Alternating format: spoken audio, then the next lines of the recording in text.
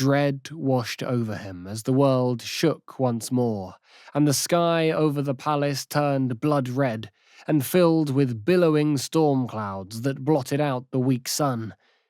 It seemed it would swallow the whole world.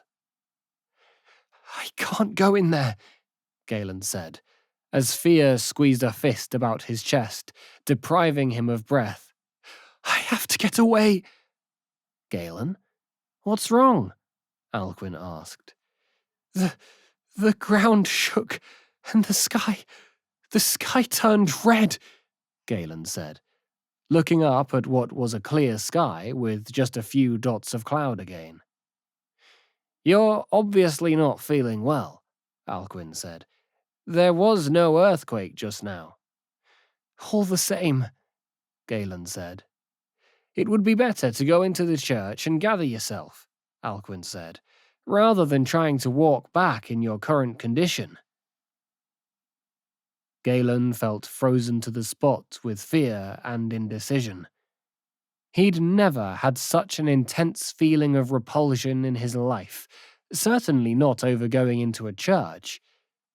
Carbo and Piero were watching him in alarm, while Alcuin was doing his best to project a confident calm.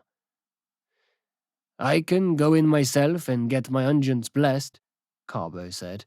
"You stay out here and rest, Brother Galen." "Yes," Galen said, already filled with doubt over whether he was doing the right thing, but his legs simply wouldn't carry him further. Alcuin gave him an encouraging smile that looked more dubious than usual and reflected how worried he was. "Clear the way! Clear the way for the Pope!" a voice shouted from behind them. Carbo stepped aside, dragging everyone with him, then dropped to his knees, like everyone else. A procession of priests walked past, chanting prayers. Each man carried a thurible filled with burning incense, whose smoke was whipped away in the wind. Behind them, wearing robes of white and gold, walked a pale-looking young man. On his head was a tall, bulbous hat bearing 3 crowns, one stacked above the other, also in white and gold, that reminded Galen of a beehive. In the man's right hand was a curved shepherd's staff, the top of which was also made from gold.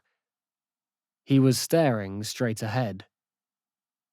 Alcuin was trying his best to help Galen kneel, while also keeping his head bowed.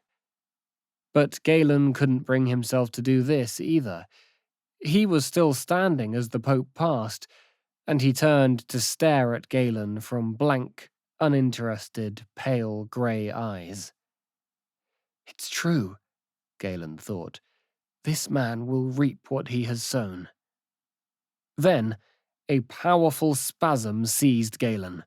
He doubled over, wrenching himself out of Alcuin's grip, and collapsed. "Galen!" Alcuin shouted. He wrapped his arms around Galen's waist and lifted him onto his knees. Galen coughed, and bright red blood splattered onto the cobbles. "Galen!